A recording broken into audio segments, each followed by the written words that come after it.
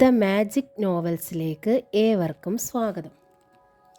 Kamala ഗോവിന്ദൻ്റെ Snehadooram part 1. ഉണ്ണികൃഷ്ണനും നന്ദയും ചൈത്രത്തിൻ്റെ ഗേറ്റിന് മുമ്പിൽ bike നിർത്തുമ്പോൾ ആ ശബ്ദം കേട്ടിട്ടാവണം തെക്കേ വീടിന് മുമ്പിൽ സാലി ചേച്ചി പ്രത്യക്ഷപ്പെട്ടു. നന്ദേ, ഈശ്വരി ചേച്ചിയും മുകുന്ദൻ ചേട്ടനും കൂടി ഒരു മരിച്ചടക്കിന് പോയിരിക്കുക. ദാ താക്കോൽ എൻ്റെ കയ്യിൽ തന്നിട്ടുണ്ട്. മരിച്ചടക്കിനോ? ആരാ മരിച്ചത്? ഉണ്ണികൃഷ്ണൻ ഉത്കണ്ഠയോടെ ചോദിച്ചു. ഈശ്വരി ചേച്ചിയുടെ വകയിലൊരു കൊച്ചപ്പനാണെന്നാ പറഞ്ഞത്. ഇവിടൊക്കെ ചിലപ്പോൾ വന്നിട്ടുണ്ട്. മക്കളൊന്നും ഇല്ലാത്ത ആളില്ലേ? അങ്ങേരാ. ആ, ശ്രീകണ്ഠൻ കൊച്ചപ്പൻ, ഉണ്ണികൃഷ്ണൻ ഓർമ്മിച്ച് പറഞ്ഞു. മനസ്സിൽ ദുഃഖത്തിൻ്റെ നേരിയ ഒരു ഈറൻ കാറ്റുപോലെ ശ്രീകണ്ഠൻ കൊച്ചപ്പൻ്റെ മുഖം തെളിഞ്ഞു. നമ്മുടേതെന്ന് അവകാശപ്പെടാൻ ഒരു കുഞ്ഞെങ്കിലും വേണമടാ ഉണ്ണി. അതില്ലാത്തവർക്ക് അതിൻ്റെ വിഷമം മനസ്സിലാവൂ. ഒരിക്കൽ ശ്രീകണ്ഠൻ കൊച്ചപ്പൻ പറഞ്ഞതാണ്. 10 പൈസ കൈവിട്ട് കളിക്കില്ല. ആറ് പിശുക്കനാണ്. ഏതായാലും മക്കളില്ലാത്തതും തിരിച്ചറിയാനുള്ള ഒരു ഐഡൻറ്റിറ്റി ആയിരിക്കുന്നു. മണൽ വിരിച്ച മുറ്റത്തോടെ ഉണ്ണികൃഷ്ണൻ ബൈക്ക് പോർച്ചിൽ കൊണ്ടുചെന്ന് നിർത്തി. ഒറ്റ നിലയിൽ വാർത്ത എല്ലാ സൗകര്യങ്ങളുമുള്ള ഒരു ഒതുങ്ങിയ വീടാണ് ചൈത്രം. താക്കോലും വാങ്ങി വന്ന നന്ദ വാതിൽ തുറന്നു. കഷ്ടം, ഇനി ആരാ വീട്ടിൽ? ഒക്കെ അനാഥമായില്ലേ? അച്ഛനും അമ്മയും എന്താ നമ്മളെ അറിയിക്കാതെ പോയത്? ഉണ്ണികൃഷ്ണൻ അതായിരുന്നു സംശയം. 6 പിശുക്കനായിരുന്നെങ്കിൽ വരുമ്പോൾ ഒരു പാക്കറ്റ് എള്ളുണ്ട കൊണ്ടുവരുമായിരുന്നു. എന്നോട് വലിയ സ്നേഹമായിരുന്നു. കയ്യിലിരിക്കുന്ന പൊതിക്കെട്ട് ടേബിളിൽ വെച്ചിട്ട് നന്ദ ഉണ്ണികൃഷ്ണനെ നോക്കി. നമ്മളിനി അങ്ങോട്ട് പോകണം ഉണ്ണിയേട്ടാ. ഇപ്പോൾ എല്ലാം കഴിഞ്ഞു കാണും. LICയിലാണ് ഉണ്ണികൃഷ്ണൻ, നന്ദ ടീച്ചറും. ദിവസവും രാവിലെ നന്ദയെ സ്കൂളിൽ വിട്ടിട്ടാണ് ഉണ്ണികൃഷ്ണൻ തൻ്റെ ഓഫീസിലേക്ക് പോവാറ്. 8-10 കിലോമീറ്റർ കൂടി ദൂരമുണ്ട് പിന്നെയും അയാളുടെ ഓഫീസിലേക്ക്. വൈകുന്നേരം 3:30 നന്ദയുടെ സ്കൂൾ വിടും. 5-ന് ഇറങ്ങുന്ന ഉണ്ണികൃഷ്ണനെ കാത്തവൾ നിൽക്കാറില്ല. നേരെ വീട്ടിലേക്ക് പോരും. ഇന്ന് പക്ഷെ അല്പം പർച്ചേസിംഗ് ഉണ്ടായിരുന്നു. ഒരു പ്രസൻറ്റേഷൻ വാങ്ങണം. ഉണ്ണികൃഷ്ണൻ്റെ ഒരു ഫ്രണ്ടിൻ്റെ വിവാഹം. പ്രസൻറ്റേഷൻ സെലക്ട് ചെയ്യാൻ നന്ദയെ കഴിഞ്ഞ് ആരുമില്ലെന്നാണ് ഉണ്ണികൃഷ്ണൻ്റെ വാദം. ഉണ്ണികൃഷ്ണൻ പാൻസും ഷർട്ടും അഴിക്കുകയാണ്. നമുക്ക് പിന്നീട് ഒരിക്കൽ അവിടെ പോകാം, അത് മതി, അയാൾ പറഞ്ഞു. അതിന് ഇനി അവിടെ ആരിയ്ക്കുന്നു? നന്ദ ചോദിച്ചു. ഓ, ഞാനത് മറന്നു. ആ, നീ പോയി ചായ എടുക്ക്, അയാൾ പറഞ്ഞു. ആ, നന്ദ അടുക്കളയിലേക്ക് പോയി. കൈലി എടുത്ത് ധരിക്കുമ്പോൾ ഉണ്ണികൃഷ്ണൻ്റെ മനസ്സിൽ വീണ്ടും ശ്രീകണ്ഠൻ കൊച്ചപ്പൻ വന്നു നിറഞ്ഞു. കഴിഞ്ഞ വർഷമാണ് കൊച്ചമ്മ മരിച്ചത്. ഒറ്റയ്ക്കായിരുന്നു കൊച്ചപ്പൻ. പിന്നെ വെപ്പിനൊരു പയ്യനും. ഇപ്പോഴിതാ ആരുമില്ലാതായി. വേദനയുള്ള ഒരു ഓർമ്മ പോലെ ഉണ്ണികൃഷ്ണൻ്റെ മനസ്സിൽ ആ ചിത്രം നിന്നു. ഉണ്ണികൃഷ്ണൻ കിച്ചണിലേക്ക് ചെല്ലുമ്പോൾ ഗ്യാസിന്മേലിരുന്ന് തിളയ്ക്കുന്ന വെള്ളത്തിലേക്ക് ചായപ്പൊടി ഇടുകയായിരുന്ന നന്ദയുടെ പിൻപുറമാണ് കണ്ടത്. മനസ്സ് പെട്ടെന്നൊന്ന് തളർത്തു. ആ കാഴ്ച ഒരു കുളിർമഴയായി ഉള്ളിൽ നിറഞ്ഞു തുളുമ്പിയപ്പോൾ തമാശ പോലെ അയാൾ ഓർത്തു. നന്ദയുടെ പിൻപുറമാണ് താൻ ആദ്യമായി കണ്ടതും ഇഷ്ടപ്പെട്ടതും. പെണ്ണ് കാണാൻ ചെന്നതാണ് നന്ദയുടെ അറയ്ക്കൽ വീട്ടിലേക്ക് 4 വർഷം മുമ്പ്. തെല്ലി ചമലിൽ മുഖം അല്പം താഴ്ത്തിയാണ് താൻ ഇരുന്നത്, അമ്മയും അച്ഛനും കൂടെയുള്ളതിന്. ട്രേയിലെ ചായക്കപ്പ് വളയിട്ട കൈ നീണ്ടുവന്നു. ആദ്യം ചായക്കപ്പ് വാങ്ങി ചുണ്ടോടടുപ്പിക്കുമ്പോൾ ആളെ ഒന്ന് കാണാൻ സൂത്രത്തിൽ മുഖമുയർത്തിയതാണ്. അപ്പോഴാണ് ആ കാഴ്ച. തിരിഞ്ഞു നടക്കുകയായിരുന്നു അവൾ. മെടഞ്ഞിട്ട് ലേശം മുല്ലപ്പൂ തിരികിയ സമൃദ്ധമായ മുടി, റോസ് നിറത്തിലുള്ള സാരിയുടെ ഞൊറിവിൻ്റെ അലകൾ, ഇറക്കി വെട്ടിയ ബ്ലൗസിൻ്റെ പിൻകഴുത്തിനെ തെല്ലു മറയ്ക്കുന്ന മുന്താണിയിലെ ഭംഗിയുള്ള പ്രിന്റ്, ചന്ദന നിറമാർന്ന കൈത്തണ്ടയിൽ സാരിയിൽ തീർത്ത തിങ്ങിയ കുപ്പിവളകളുടെ അടക്കച്ചിരി, എല്ലാം കൂടി മനസ്സിൽ പതിയാൻ ഒരു നിമിഷം. മുഖമൊന്ന് തിരിച്ചു കണ്ടപ്പോഴോ സങ്കല്പത്തിൽ താൻ താലോചിച്ചിരുന്ന രൂപം ജീവൻ പൂണ്ടതുപോലെ തോന്നി. മനസ്സുറപ്പിച്ചു, ഇവൾ മതി. 4 വർഷം കഴിഞ്ഞിട്ടും ഇന്നും അതേ ആവേശത്തള്ളലിലാണ് ഉള്ളിലെപ്പോഴും. ഇന്നും അതേ അഴക്, അതേ വടിവ്, ഉടവില്ലാത്ത ഉടൽ. അല്ലെങ്കിൽ ആയിട്ടുള്ള മാറ്റങ്ങളൊന്നും തന്നെ ഇവിടെ സംഭവിച്ചിട്ടില്ലല്ലോ. എന്താ ഒരു ശൃംഗാരച്ചുവയുള്ള നോട്ടം? ചായ നീട്ടിക്കൊണ്ട് അയാളെ ശ്രദ്ധിച്ച നന്ദ കടക്കണ്ണു കൊണ്ടൊന്ന് നോക്കി. ഞാനിപ്പോഴും കൊച്ചു പയ്യനല്ലേടി? തെല്ലു കുസൃതിയിൽ ചിരിച്ചയാൾ ചായ വാങ്ങി. ഒവ്വ്, 32 നടപ്പ്. അത് ഓർമ്മ വേണം, പയ്യനാത്രേ. ആ ഓർമ്മ വരുമ്പോഴാ. കൈത്തല അവളുടെ നേരെ നീട്ടിക്കൊണ്ട് ഉണ്ണികൃഷ്ണൻ പാഞ്ഞു വരുമ്പോഴാണ് ഹാളിൽ ഫോൺ ബെൽ കേട്ടത്.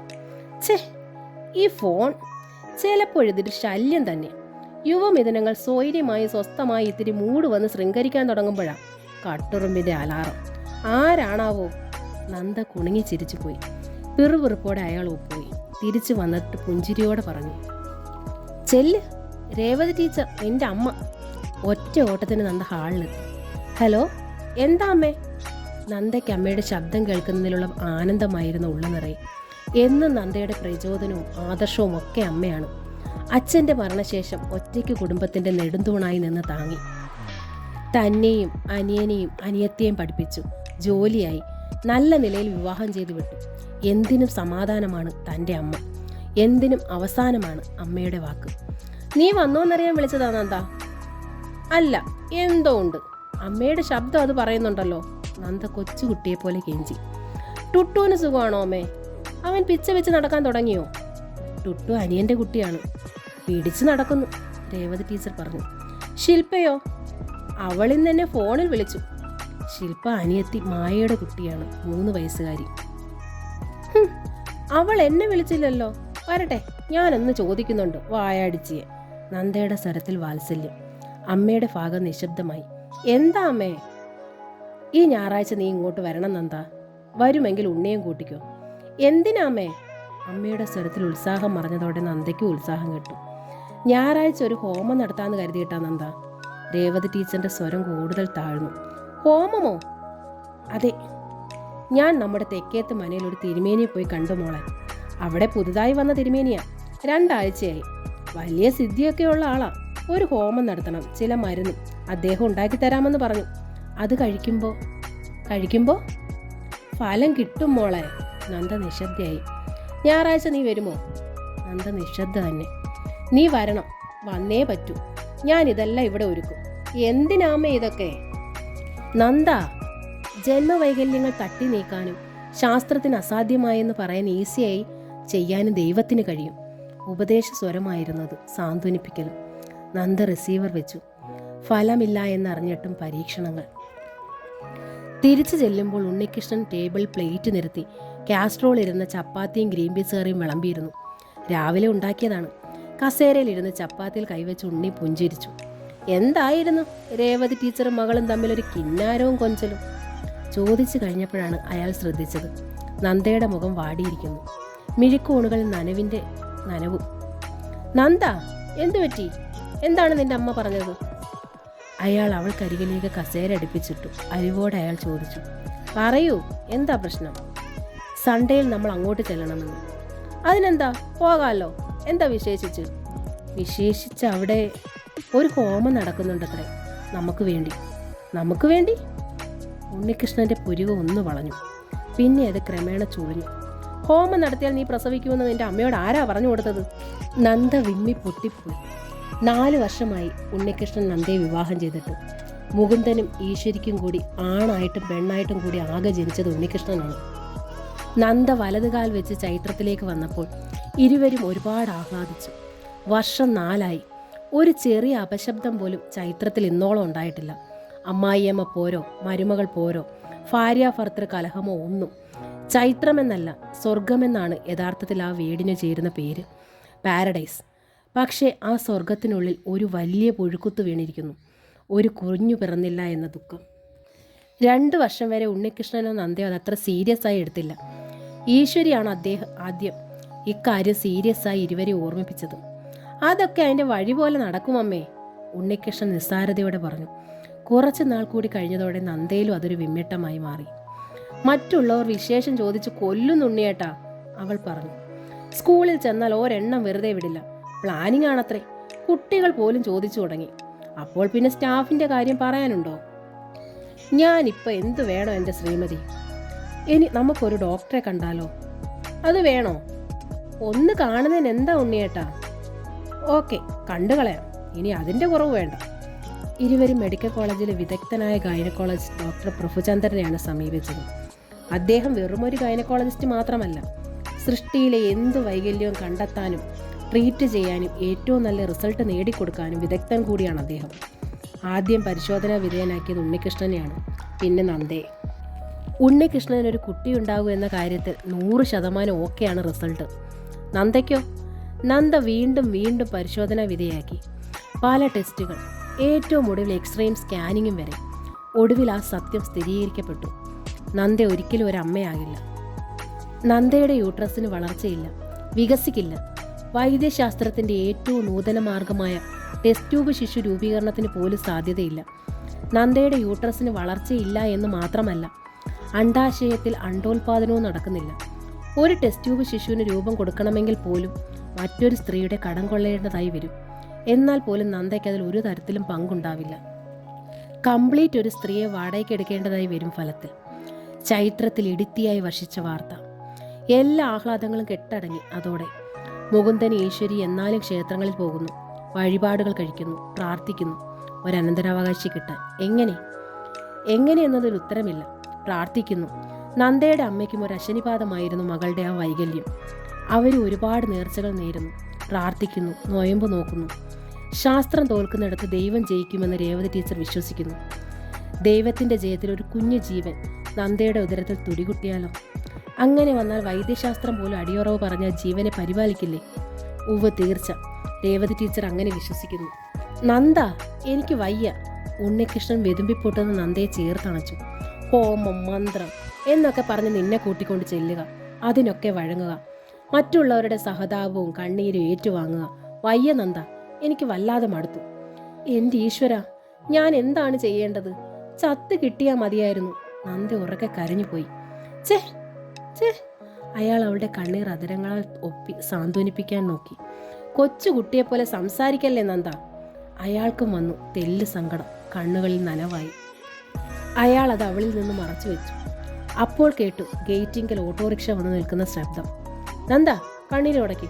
അച്ഛനും അമ്മയാണെന്ന് തോന്നുന്നു. നന്ദ പിടഞ്ഞെഴുന്നേറ്റു. വാഷ് ബേസിൽ മുഖം കഴുകി തുടച്ചു. ഉണ്ണികൃഷ്ണൻ മുറ്റത്തേക്കിറങ്ങി. ഓട്ടോ പറഞ്ഞു വിട്ട് മുറ്റത്തേക്ക് വന്ന മുകുന്ദനും ഈശ്വരിയും മകനോടൊപ്പം ഹാളിലേക്ക് വന്നു. ഉണ്ണികൃഷ്ണൻ ഫാനിൻ്റെ സ്വിച്ച് ഇട്ടു. പോലീസിലായിരുന്നു മുകുന്ദൻ. SI ആയി റിട്ടയർ ചെയ്തതാണ്. അതിൻ്റെ ഗമയും ആകാര ഭംഗിയും ഇന്നും സൂക്ഷിക്കുന്നുണ്ട്. ഒത്ത ശരീരം, ലേശം പൊക്കം കുറവാണ് ഈശ്വരിക്ക്. തടിച്ച പ്രകൃതം, കുലീന, ഐശ്വര്യം നിറഞ്ഞ തറവാട്ടമ്മ. സെറ്റ് നേരിയതുമേ ധരിക്കും. ഇരുവരും സെറ്റിയിലേക്ക് ഇരുന്നപ്പോൾ നന്ദ ചായയുമായി വന്നു. ചടങ്ങുകളൊക്കെ എപ്പോൾ കഴിഞ്ഞമ്മേ? എതിരെ സെറ്റിയിൽ ഉണ്ണികൃഷ്ണൻ്റെ ഒപ്പം ഇരുന്നുകൊണ്ട് നന്ദ അന്വേഷിച്ചു. ഉള്ളിലെ സങ്കടം അവൾ സമൃദ്ധമായി മറച്ചു വെച്ചു കഴിഞ്ഞു. 4 കഴിഞ്ഞു ചിതയിൽ വെച്ചപ്പോൾ. ചായ കുടിച്ചുകൊണ്ട് മുകുന്ദനാണ് പറഞ്ഞത്. എല്ലാവരും പങ്കെടുത്തോ? വന്നോ? ഉണ്ണികൃഷ്ണൻ ചോദിച്ചു. നിങ്ങളെന്താ വരാത്തതെന്ന് ചിലരൊക്കെ ചോദിച്ചു. നിങ്ങൾ പോയി കഴിഞ്ഞല്ലേ ഫോൺ വന്നത്? ഞങ്ങൾ പോയി, അങ്ങനെ തന്നെ പറഞ്ഞു, ഈശ്വരി പറഞ്ഞു. അമ്മയ്ക്ക് വിളിക്കായിരുന്നില്ലേ? നന്ദയും കൂട്ടി ഞാൻ വരുമായിരുന്നല്ലോ, ഉണ്ണികൃഷ്ണൻ പറഞ്ഞു. ഓ, എന്തോന്നിന്? ആരൊക്കെ വന്നിട്ടെന്താ നിന്നിട്ടെന്താ? മനസ്സിൽ തൊട്ട് സങ്കടപ്പെടാനോ കർമ്മം ചെയ്യാനോ പോലും ഒരാളുണ്ടോ അയാൾക്ക്? മുകുന്ദൻ ചോദിച്ചു. വല്ലാത്ത സുഹൃതക്ഷയം. അയാൾക്കൊരു കുഞ്ഞിനെ ദൈവം കൊടുത്തിട്ടുണ്ടായിരുന്നെങ്കിലോ? കൊള്ളി വെക്കാൻ മറ്റൊരാളുടെ മക്കളെ കടമെടുക്കേണ്ടി വരുമായിരുന്നു. ഇതാണ് ദൈവത്തിൻ്റെ തിരിച്ചു വ്യത്യാസങ്ങൾ. നന്ദയുടെ നെഞ്ചിനുള്ളിലേക്ക് ഒരു മുള്ളാണി ശക്തമായി തറഞ്ഞിറങ്ങി. ആ വേദന ഉണ്ണികൃഷ്ണനും ഉണ്ടായി. വന്നു നിൽക്കുന്ന എല്ലാവരുടെ ലക്ഷ്യം ശേഷിക്കുന്ന സ്വത്തുകളാണ്. ആ സ്ഥലവും വീടും. തഹസിൽദാരല്ലായിരുന്നോ അയാള്? ബാങ്കിൽ പൂത്ത പണം ഉണ്ടാവും, നോക്കിക്കോ. പട്ടികളെ പോലെ കടിച്ചു കീറും എല്ലാവന്മാരും. അതിനായിട്ട് അതാ പറയുന്നത്, സ്വന്തമായിട്ട് ഒരു അനന്തരാവകാശമെങ്കിലും ഉണ്ടായിരിക്കണമെന്ന്. മുകുന്ദൻ സഹതാപത്തോടെ പറയുകയാണ്. മതിയച്ചാ പറഞ്ഞത്, ഉണ്ണികൃഷ്ണൻ തെല്ല അസഹ്യതയോടെ പറഞ്ഞുപോയി. നന്ദ ഇരുന്നിടം അതിനു മുൻപേ ശൂന്യമായി കഴിഞ്ഞിരുന്നു. മകന്റെയും മരുമകളുടെയും സങ്കടം മുകുന്ദന് മനസ്സിലായി. എങ്കിലും അയാൾ പഴയ പോലീസുകാരനല്ലേ, പറയാൻ വന്നത് പറയാതിരിക്കുന്നത് എങ്ങനെ? അതുകൊണ്ട് അയാൾ തെല്ലീഴ്ചയോടെ മകന് നേരെ തിരിഞ്ഞു. പറയാതിരുന്നാൽ എങ്ങനാടാ? ഇവിടെ ഇത് തന്നെ ഗതി. ഞാനും നിന്റെ അമ്മയും മരിച്ചാൽ കൊള്ളി വെക്കാനും അവകാശം പറയാനും നീയുണ്ട്. നീ മരിച്ചാൽ ഒരു കൊള്ളി വെക്കാനും ദീക്ഷ നോക്കി പിണ്ടം ഉരുട്ടാനും അവകാശം പറയാനും ഒക്കെ ആരുണ്ടടാ? അത് നീയും ആലോചിച്ചിട്ടുണ്ടോടാ? അച്ഛാ!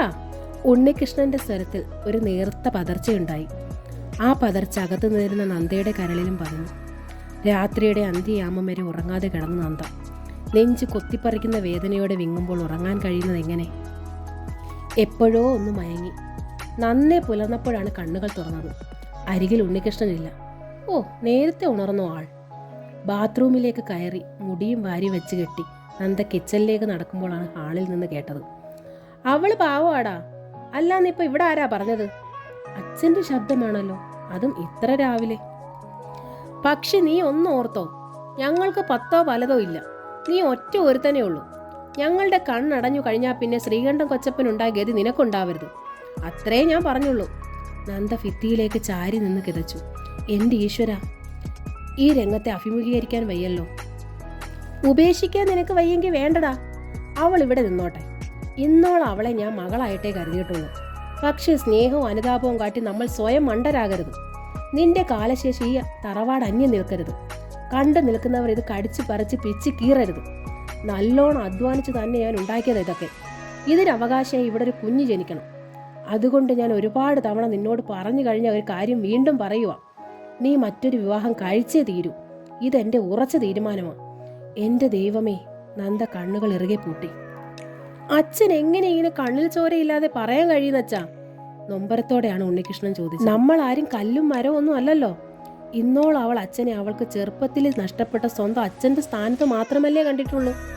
എന്നിട്ടും ഇത്രയ്ക്ക് നിർദ്ദയമായി അച്ഛൻ പറഞ്ഞു കളഞ്ഞല്ലോ.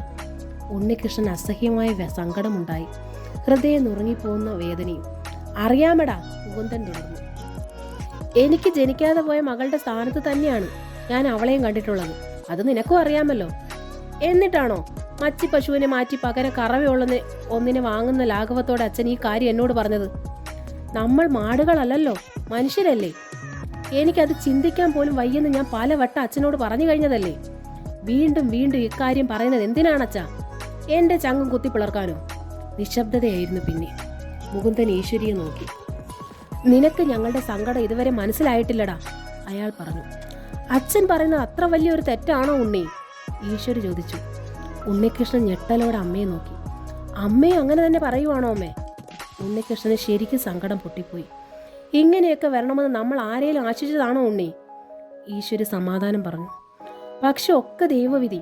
ഒരു മുത്തശ്ശനും മുത്തശ്ശിയും ആകാനുള്ള കുഞ്ഞുങ്ങളെ താലോലിക്കാനും ഞങ്ങൾക്കും ആഗ്രഹമില്ലാണ്ട് വരുമോടാ? ഒരു കുഞ്ഞിനെ താലോലിക്കാൻ എനിക്ക് ആഗ്രഹമില്ലെന്ന് അമ്മ കരുതുന്നുണ്ടോ? ഉണ്ണികൃഷ്ണൻ ചോദിച്ചു. അങ്ങനെയൊന്നും ആഗ്രഹിക്കാത്ത ഒറ്റ നിമിഷം ഇപ്പോഴെൻ്റെ ജീവിതത്തിലില്ല. അങ്ങനെ ഒരു സ്വപ്നം കാണാത്ത ഒരു ദിവസമെങ്കിലും ഞാൻ ഉറങ്ങി ഉണരാറുമില്ല. എൻ്റെ ദൈവമേ, നന്ദ തൻ്റെ നെഞ്ചിൽ അള്ളിപ്പിടിച്ചു. തന്നോട് പോലും തുറന്നു പറയാത്ത സങ്കടം. എന്ന് വെച്ച് ഞാൻ ജീവിക്കുന്നില്ലേ അമ്മേ? ഉണ്ണികൃഷ്ണൻ ചോദിച്ചു. എല്ലാം തികഞ്ഞ് എല്ലാ സംതൃപ്തിയും നേടുന്ന ജീവിതമുണ്ടോ? ഉണ്ടോ അമ്മേ? ഉണ്ടടാ, മറുപടി പറഞ്ഞത് മുകുന്ദനാണ്. എല്ലാ സംതൃപ്തിയും നേടാൻ എനിക്ക് യോഗമുണ്ടടാ. ദൈവം നമ്മളെ ശിക്ഷിച്ചിട്ടൊന്നുമില്ല. അതാ കുഴപ്പം അവൾക്കായത്. നിനക്ക് കുഴപ്പമില്ല എന്നതിനർത്ഥം നിനക്ക് കുട്ടികളെ താലോലിക്കാൻ യോഗമുണ്ടെന്നാണ്. ഞങ്ങൾക്കും പേരക്കുട്ടികളെ താലോലിക്കാൻ യോഗമുണ്ട്. നീ ആയിട്ട് അത് ഇല്ലാണ്ടാക്കാതിരുന്നാൽ മാത്രം മതി. എടാ, പ്രസവിക്കാൻ കഴിവുള്ള ഒരു സ്ത്രീയുടെ പോരായ്മ മാത്രമേ ഇപ്പോഴിവിടെ ഉള്ളൂ. അത് നീ മറക്കണ്ട. ഉണ്ണിയേട്ടൻ്റെ മറുപടിക്കായി നന്ദ കാതോർത്തു. എന്താണെന്നും പറയാത്തത്? മാതാപിതാക്കൾക്കും ഭാര്യയ്ക്കും തുല്യ പ്രാധാന്യമാണ് ആ മനസ്സിൽ. ഒരാൾക്ക് വേണ്ടി മറ്റൊരാളെ തള്ളിക്കളയാനാവുമോ? സ്നേഹം മാത്രമേ ഉള്ളൂ മനസ്സിൽ. തൻ്റെ മുഖം ഒന്ന് അല്പം വാടിയാൽ ആ മുഖത്ത് വാശിയോ പിണക്കമോ അല്ല ഉണ്ടാവുക, വേദനയാണ്. അങ്ങനെ ഒരു പാവത്തിന് എന്ത് ചെയ്യാനാകും? നന്ദ കിടക്കമുറിയിലേക്ക് തന്നെ വലിഞ്ഞു. സംസാരം തന്നെ ഒഴിവാക്കിക്കൊണ്ടായിരുന്നു. അത് താൻ ഉണരുന്നതിന് മുൻപ് തന്നെ വെളുപ്പിനെ സംസാരിച്ചതും. തന്നെ കൂടാതെ ഒരു ഗൂഢാലോചന ആദ്യമായിട്ടാണ് താൻ അറിയുന്നത്. ഇന്നലെ ശ്രീകണ്ഠൻ ചിറ്റപ്പൻ്റെ മരണവും തുടർന്നുണ്ടായ സഹതാപാർഹമായ രംഗത്തിനും സാക്ഷിയാകേണ്ടി വന്നതാണ് അച്ഛൻ്റെ വാശിക്ക് ഉറച്ച തീരുമാനത്തിനും കാരണം. അച്ഛനെയും അമ്മയെ കുറ്റം പറയാനാവില്ല. അവരുടെ സ്ഥാനത്ത് മറ്റാരായാലും ഇതൊക്കെ തന്നെ പറയാനാവും. നന്ദ ബെഡിൽ കയറി കിടന്ന് ഉറക്കം നടിച്ചു. അല്പം കഴിഞ്ഞപ്പോൾ കേട്ടു പാദപതനം. ബെഡിൽ ഭാരമറിഞ്ഞു. പിന്നെ അനക്കമില്ല. അപ്പോൾ ഉണരുന്ന ഭാവം അനുഭവിച്ചു. മുഖത്ത് സാധാരണ ഭാവം വരുത്താനും ശ്രമിച്ചു. ആൾ തലയുടെ ഉയർത്തി വെച്ച് ചാരി കിടക്കുകയാണ്. ഉണ്ണിയേട്ടൻ നേരത്തെ ഉണർന്നോ? ആ. ചായ കുടിച്ചോ? ഇല്ല. അത് ശരി. എന്നിട്ട് എന്താ എന്നെ വിളിക്കാഞ്ഞത്? മറുപടിയില്ല. മറുപടി പ്രതീക്ഷിച്ചതുമില്ല. ആളെ അങ്ങോട്ട് ശ്രദ്ധിക്കാത്ത മട്ടിൽ പറഞ്ഞു. എന്തു പറ്റി ഉണ്ണിയേട്ടാ? ഒരു വല്ലായ്മ പോലെ, അതും ഇത്ര രാവിലെ? ഒന്നുമില്ല, അയാൾ പറഞ്ഞു. ഇന്നലത്തെ കാര്യം വല്ലതും അച്ഛൻ വീണ്ടും രാത്രി പറഞ്ഞോ? ഇങ്ങോട്ട് പറയാൻ വിമ്മിട്ടമുണ്ടെങ്കിൽ അങ്ങോട്ട് അവസരം കൊടുക്കാം. പക്ഷേ ഉണ്ണികൃഷ്ണൻ അവൾ തുറന്ന പഴുതിലൂടെ വേദന ഒഴുക്കാൻ തയ്യാറായിരുന്നില്ല. സ്വയം അനുഭവിക്കാനും വെന്തുപിടയാനുമാണ് അയാൾ ആഗ്രഹിച്ചത്. നന്ദ എഴുന്നേറ്റ് അടുക്കളയിലേക്ക് ചെന്നു. അടുക്കള പണിക്കാരി മോളി മുറ്റമടിക്കുന്നു. പാത്രങ്ങൾ കഴുകലും ക്ലീനിങ്ങും പുറം പണിക്കുമാണ് മോളി ചെയ്യാറ്. അടുക്കളയിൽ നന്ദയും ഈശ്വരി. നന്ദ ചായ ഉണ്ടാക്കി കപ്പുകളിലാക്കി ചെന്നു. അച്ഛനും അമ്മയും അപ്പുറത്തും ഇപ്പുറത്തുമായി ബെഡുകളിൽ ഉണർന്ന് വെറുതെ കിടക്കുന്നു. അച്ഛാ, ചായ. അമ്മേ, ഇതാ ചായ. ഇരുവർക്കും ടീപ്പോയ്മേൽ ചായ വെച്ചിട്ട് നന്ദ ഈശ്വരിയോട് ചോദിച്ചു, അമ്മ എന്താ കിടക്കുന്നത്? എന്തു പറ്റി? ഓ വെറുതെ, ഈശ്വരി പറഞ്ഞു. എന്തുകൊണ്ടാണെന്നറിയാമെങ്കിലും ചോദിച്ചു. എന്താ അമ്മേ, അസുഖമോ മറ്റോ ആണോ? പനിയുണ്ടോ? നന്ദ ഈശ്വരിയുടെ നെറ്റിമേലിലേക്ക് തൊടാൻ കൈത്തള നീട്ടി. ഒന്നുമില്ല. അല്പം കടുപ്പപ്പെട്ടിരുന്നു സ്വരം.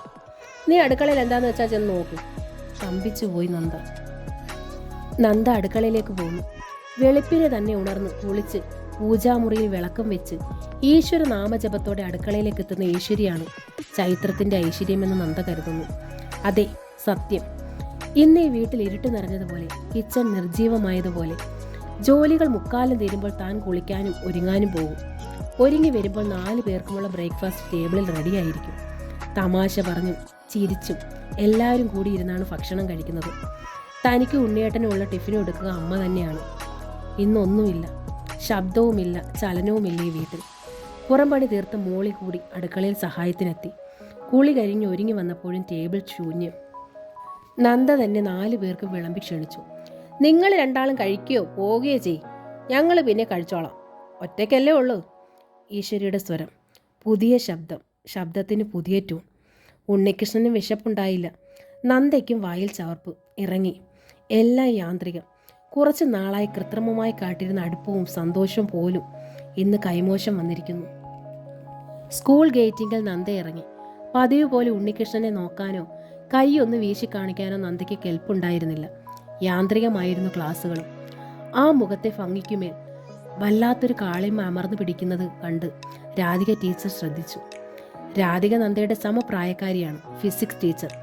ഇരുവരും തമ്മിൽ മനസ്സ് തുറന്ന് സംസാരിക്കാറുമുണ്ട്. ഉച്ചയ്ക്ക് ടിഫിൻ തുറന്നു വെച്ച് വെറുതെ വിരകിക്കൊണ്ടിരുന്നപ്പോഴും മറ്റ് ടീച്ചേഴ്സ് കേൾക്കാതെ വളരെ പതിയെ രാധിക ചോദിച്ചു, എന്തു പറ്റി നന്ദ, പറയൂ.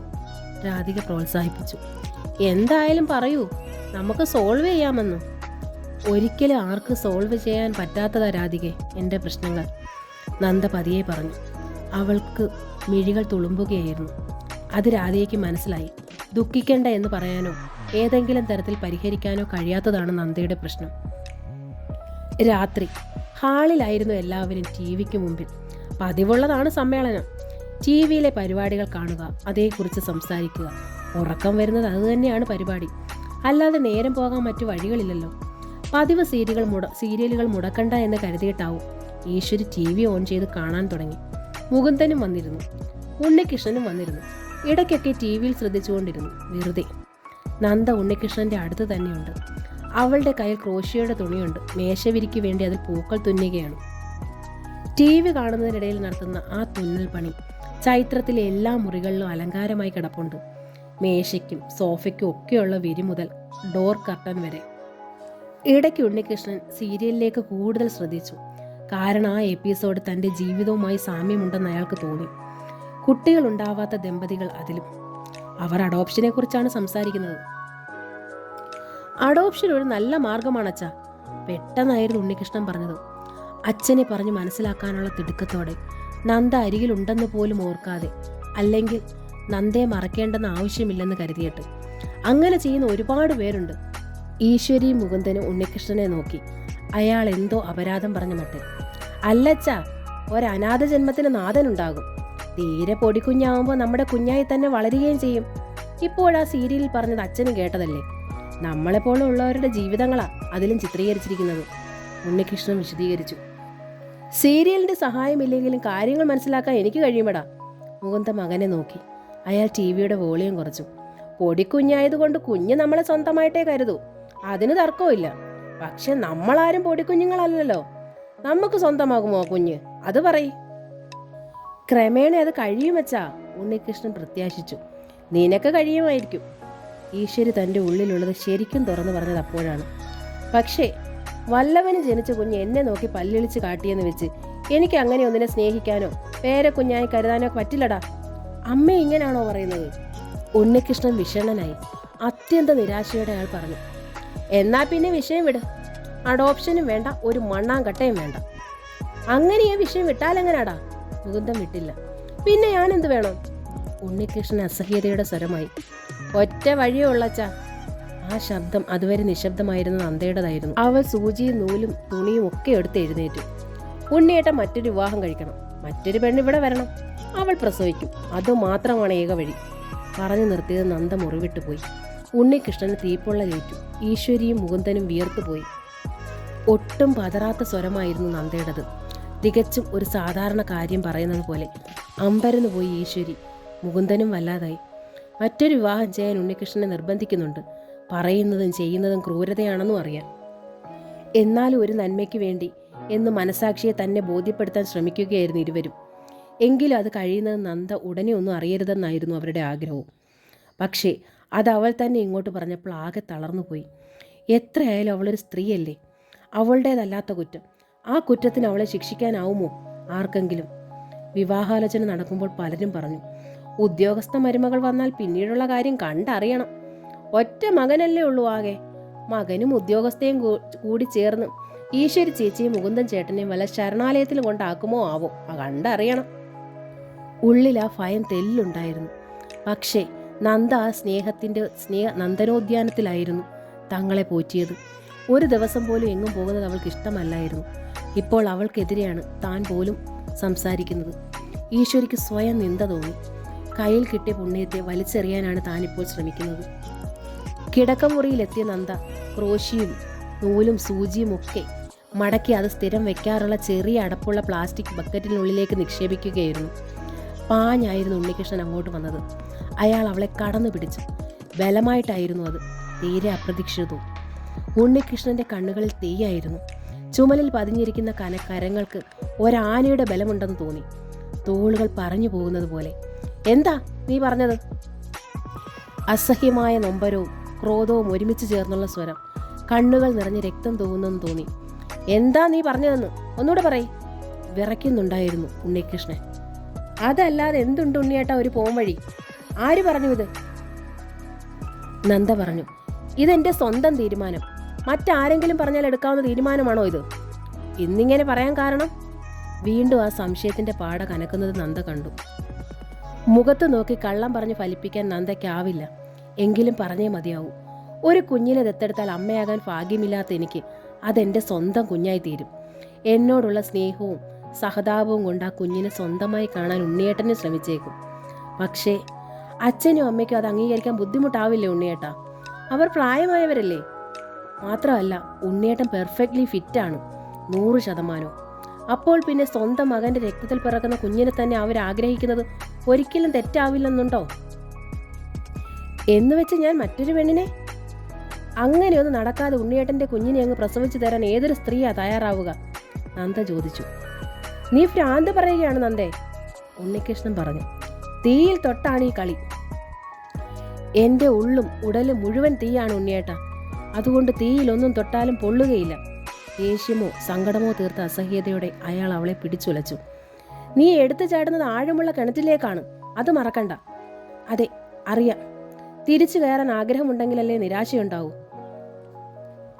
നീ എന്നെക്കുറിച്ച് ചിന്തിച്ചിട്ടാണോ നന്ദ ഇങ്ങനെ ഭ്രാന്ത് പറയുന്നത്? മറ്റാരെക്കുറിച്ചാണ് ഞാനിപ്പോൾ ചിന്തിക്കുക? ഇല്ല നന്ദ, എൻ്റെ ഹൃദയം കല്ലോ മണ്ണോ അല്ല, മനസ്സ് ഉരുക്കുമല്ല. ഞാനൊരു സാധാരണ മനുഷ്യനാണ്. നന്മകൾ മാത്രം ചെയ്യാൻ ആഗ്രഹിക്കുന്ന ഒരു പാവം. മറ്റാരൊക്കെ പറഞ്ഞാലും മറ്റൊരു പെണ്ണിൻ്റെ കാര്യം നീ മാത്രം പറയരുത്, നീ മാത്രം. അയാളുടെ ശക്തിയെല്ലാം ശോഷിച്ചതുപോലെ കരങ്ങൾ ഒടിഞ്ഞു തൂങ്ങുന്നത് അവൾ അറിഞ്ഞു. അയാളുടെ കണ്ണുകളിലെ തീ അണഞ്ഞിരുന്നു.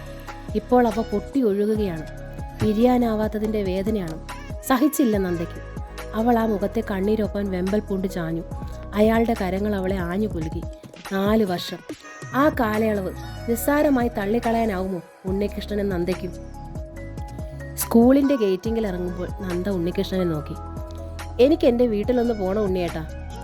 എന്തിനെന്ന ചോദ്യം പോലെ ഉണ്ണികൃഷ്ണൻ നോക്കി ചോദിക്കുകയും ചെയ്തു. വല്ലതും പറയാനാണെങ്കിൽ ഫോൺ ചെയ്താൽ പോരായിരുന്നോ? ഫോണിലൂടെ അമ്മയെ കാണാനാവുമോ? നേരിയൊരു മന്ദഹാസത്തോടെ നന്ദ ചോദിച്ചു. ഉണ്ണികൃഷ്ണൻ്റെ വായടപ്പിക്കാൻ തന്നെ. ഉണ്ണികൃഷ്ണൻ വീണ്ടും നോക്കി. എനിക്ക് പോകണം, അമ്മ ഒന്ന് കാണണം, അങ്ങനെ അങ്ങ് തോന്നുവാ. ഉണ്ണികൃഷ്ണൻ നന്ദയെ ഒന്നുകൂടി നോക്കി. ശരി, ഞാൻ ഇന്ന് അല്പം നേരത്തെ വരാം. 4 മണിക്ക് പോരെ? അല്പം വൈകിയാലും തിരിച്ചു പോരാമല്ലോ. വേണ്ട ഉണ്ണിയേട്ടാ, സ്കൂൾ വിടുമ്പോൾ ഞാൻ തനിയെ പോയിക്കോളാം. പിന്നെ ഇന്നിവിടെ താമസിച്ചിട്ട് നാളെ തിരിച്ചു വന്നാൽ പോരെ? അപ്പോൾ ആദ്യമായി തനിയെ പോകുന്നു, തനിയെ ഉറങ്ങുന്നു. എന്തിനാണ്? ഇന്നലെ പറഞ്ഞതുമായി ഈ പോക്കിന് ബന്ധമുണ്ടോ? ഉണ്ടെങ്കിൽ തന്നെയും അവളെ തടയാനോ കൂടുതൽ വേദനിപ്പിക്കാനോ ഉണ്ണികൃഷ്ണന് കഴിയില്ല. സമ്മതം കൊടുത്തതുപോലെ അയാൾ വണ്ടി മുന്നോട്ടെടുത്തു. ഉണ്ണികൃഷ്ണൻ അങ്ങ് മറഞ്ഞു എന്ന് തോന്നിയപ്പോൾ സ്കൂൾ ഗേറ്റിനുള്ളിലേക്ക് കയറാതെ നന്ദ പുറത്തേക്ക് തന്നെ നടന്നു. സ്കൂളിന് മുൻപിലുള്ള ബസ് സ്റ്റോപ്പിൽ നിന്നും വീടിനടുത്തേക്ക് പോകുന്ന ബസ്സും കാത്ത് നന്ദ അറയ്ക്കല ഗേറ്റിനടിയിലെത്തുമ്പോൾ മുറ്റത്ത് തന്നെ ഉണ്ടായിരുന്ന രേവതി ടീച്ചർ. പെൻഷനായിട്ട് 2 വർഷം കഴിഞ്ഞിരിക്കുന്നു. അമ്മയുടെ മുടി അങ്ങിങ്ങായി നരച്ചിട്ടുണ്ട്. ഇപ്പോഴും ഭംഗിയും ഐശ്വര്യവും ഒട്ടും കുറവുമില്ല. സാരിയാണ് അമ്മ എന്നും ധരിക്കാറ്. നിറം കുറഞ്ഞ ലാളിത്യം തോന്നിക്കുന്ന കോട്ടൺ സാരികൾ. പറമ്പിൽ വീണുകിടക്കുന്ന ഉണങ്ങിയ ഓലമടലുകളൊക്കെ തൊടിയിലേക്ക് വലിച്ചിട്ട് ചൂട്ടുകളൊക്കെ വെട്ടിക്കോതി അടുക്കി വെക്കുകയാണ് രേവതി ടീച്ചർ. എന്തെങ്കിലുമൊക്കെ പണി ചെയ്തുകൊണ്ടിരിക്കുക ടീച്ചറിന്റെ സ്വഭാവമാണ്. ഗേറ്റ് കടന്നു വരുന്ന നന്ദയെ കണ്ടതും ആഹ്ലാദവും അമ്പരപ്പും ഉണ്ടായി അവർക്ക്. മകളെ അപ്രതീക്ഷിതമായി കണ്ടതിന്റെ ആഹ്ലാദം, എന്നാൽ അവൾ ഒറ്റയ്ക്ക് വന്നതിലാണ് അമ്പരപ്പ്. അങ്ങനെ ഒരു പതിവില്ല. ഉണ്ണികൃഷ്ണനും ബൈക്കും നന്ദയോടൊപ്പം എന്നും കാണും. ഈ സമയത്തെന്താ നീ വന്നത്? ഇന്ന് അവധിയാണോ? കൂട്ടും കൊതുമ്പും വെട്ടുകത്തിയും ഒക്കെ താഴെയിട്ട് രേവതി ടീച്ചർ മകളെ സ്വീകരിച്ചു. ഞാൻ ലീവ് എടുത്തതാ അമ്മേ. എന്നിട്ട് ഉണ്ണി എവിടെ? പോന്നില്ല. നീ തനിച്ച് പോന്നു. അതെന്താന്നാ ചോദിച്ചത്? തനിയെ വന്നാലല്ലേ ഒന്ന് തനിച്ചിരുന്ന് കരയാൻ പറ്റൂ? നന്ദ ചോദിച്ചു. അവളുടെ സ്വരം തെല്ലിടറിയിരുന്നു. രേവതി ടീച്ചർ അന്താളിപ്പോടെ നോക്കി. ഒന്നുറക്കെ സ്വാതന്ത്ര്യത്തോടെ പൊട്ടിക്കരയാൻ തന്നാണമ്മേ ഞാൻ വന്നത്. പറയുക മാത്രമല്ല ഉറക്കെ പൊട്ടിക്കരയുകയും ചെയ്തു നന്ദ. അവൾ അകത്തേക്ക് ഓടിക്കയറി, കരയാനുള്ള കൂടുതൽ സ്വാതന്ത്ര്യത്തിന് വേണ്ടി. മകൾക്ക് പിന്നാലെ രേവതി ടീച്ചറും വീടിനുള്ളിലേക്ക് കയറി. വിവാഹത്തിന് മുമ്പ് നന്ദ ഉപയോഗിച്ചിരുന്ന മുറി, വിവാഹശേഷം ഉണ്ണികൃഷ്ണനോടൊപ്പം വരുമ്പോഴും ഉപയോഗിച്ചിരുന്ന മുറി, അടുക്കും ചിട്ടയോടും കൂടി ആ മുറി ഇപ്പോഴുമുണ്ട്. അതിനുള്ളിലേക്ക് കയറിയ നന്ദ ബെഡിലേക്ക് കമിഴ്ന്നു വീണ് കടന്നായിരുന്നു കരച്ചിൽ. കരയണമെങ്കിൽ കരഞ്ഞു തീർക്കട്ടെ, രേവതി ടീച്ചറും അങ്ങനെ തന്നെ കരുതി. അവർ അപ്പുറത്തേക്ക് ചെല്ലുമ്പോൾ മകന്റെ ഭാര്യ ലത അമ്പരപ്പോടെ വരികയാണ്. ആരാണിങ്ങനെ ഉറക്കെ കരയുന്നറിയാൻ. നന്ദയാണ്. മരുമകളുടെ അറിവിലേക്കായി രേവതി ടീച്ചർ പറഞ്ഞു. എന്തു പറ്റി നന്ദേച്ചിക്ക്? വന്ന പാടെ കരച്ചിലാണ്. ചേട്ടനെവിടെ? അവൻ വന്നിട്ടില്ല. ലതയ്ക്ക് ഒരമ്പരപ്പായി. രേവതി ടീച്ചർ നന്ദയ്ക്കുള്ള ഇഷ്ടമുള്ള കറികൾ ഉണ്ടാക്കുന്നതിലേക്കായി അടുക്കളയിലേക്ക് കയറി. ഇടയ്ക്ക് ചെന്ന് നോക്കുമ്പോൾ കാറ്റൊഴിഞ്ഞ ബലൂൺ പോലെ തളർന്നു കിടക്കുകയാണ് നന്ദ. ഉറങ്ങട്ടെ, രേവതി ടീച്ചർ വിളിച്ചില്ല. 3 മണി കഴിഞ്ഞു നന്ദ ഉണരുമ്പോൾ. നെഞ്ചിനുള്ളിലെ വിങ്ങൽ തീർന്നെന്ന് അവൾക്കും തോന്നി. മുഖം കഴുകി അവൾ വരുമ്പോൾ ചൂട് ചോറും പുഴമീൻ പീരയും പുളിശ്ശേരിയും അവിയലും കൂട്ടി രേവതി ടീച്ചർ ഊണ് വിളമ്പിയിരുന്നു. നന്ദ ആർത്തിയോടെ അത് വാരി വിഴുങ്ങി. കൈ കഴുകി തിരിയുമ്പോഴാണ് ലതയുടെ കയ്യിൽ ടുട്ടുവിനെ കണ്ടത്. നന്ദ അതീവ വാത്സല്യത്തോടെ അവൻ്റെ നേരെ കൈ നീട്ടി. കുഞ്ഞു മുന്നോട്ടാഞ്ഞു. വാടാ കുട്ടാ, നന്ദ വിളിച്ചു. ലത അവനെ പിന്നോട്ട് വലിച്ചു. അവനും ഉറങ്ങുമായിരുന്നു, വിശക്കുന്നുണ്ടാവും. പാല് കൊടുത്തിട്ട് തരാ നന്ദേച്ചി. അത്രയും പറഞ്ഞ് ലത ടുട്ടുവിനെയും കൊണ്ട് അവരുടെ സാമ്രാജ്യമായ മുറിയിലേക്ക് തന്നെ കയറി വാതിലും ചാരി. രേവതി ടീച്ചർ നന്ദയ്ക്ക് പിന്നിലെത്തി. 4 മണിയായി. ഉണ്ണി വരുമോ നിന്നെ കൊണ്ടുപോവാൻ? ഞാൻ ഇന്ന് പോകുന്നില്ലമ്മേ, നന്ദ പറഞ്ഞു. അപ്പോൾ ഉണ്ണി വൈകിട്ട് വരുമോ? പുഴമീൻ പീര വെച്ചപ്പോഴേ ഞാൻ അവനെ ഓർത്തതാ. വരണ്ടാന്ന് ഞാൻ പറഞ്ഞിട്ടുണ്ടമ്മേ, നന്ദ വീണ്ടും പറഞ്ഞു. ആ, എന്നാലും നീ 2 ദിവസത്തേക്ക് കൂടി ലീവ് എടു.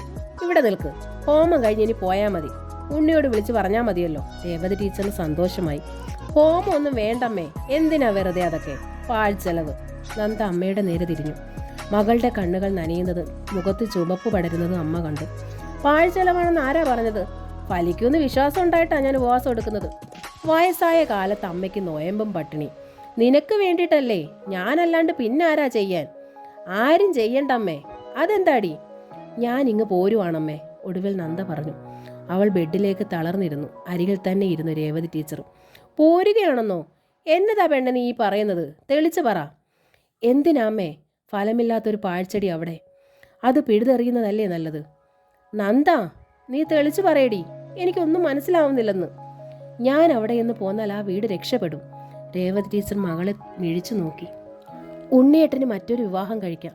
അപ്പോഴവിടെ കുഞ്ഞുങ്ങളുണ്ടാവില്ലേ? രേവതി ടീച്ചറിന്റെ കണ്ണുകൾ കൂടുതൽ മിഴിഞ്ഞു. അതേമ്മേ, ഞാൻ തീരുമാനിച്ചു ഡൈവോഴ്സ് നേടാൻ. അതിനെനിക്ക് അമ്മയുടെ സഹായം വേണം. അതിനാണ് ഞാൻ വന്നത്, നന്ദ തുറന്നു പറഞ്ഞു. രേവതി ടീച്ചർ ഞെട്ടി എഴുന്നേറ്റു. അത് കേട്ടുകൊണ്ട് അങ്ങോട്ടപ്പോൾ വന്ന അശോകനും ഞെട്ടിപ്പോയി. കമലാ ഗോവിന്ദൻ്റെ സ്നേഹദൂരം പാർട്ട് 1 ഇവിടെ പൂർണ്ണമാവുകയാണ്. അടുത്ത ഭാഗം ഉടനെ അപ്ലോഡ് ചെയ്യുന്നതായിരിക്കും. ഈ നോവൽ നിങ്ങൾക്ക് ഇഷ്ടമായെങ്കിൽ പ്ലീസ് ഒന്ന് സബ്സ്ക്രൈബ് ചെയ്യണേ. താങ്ക്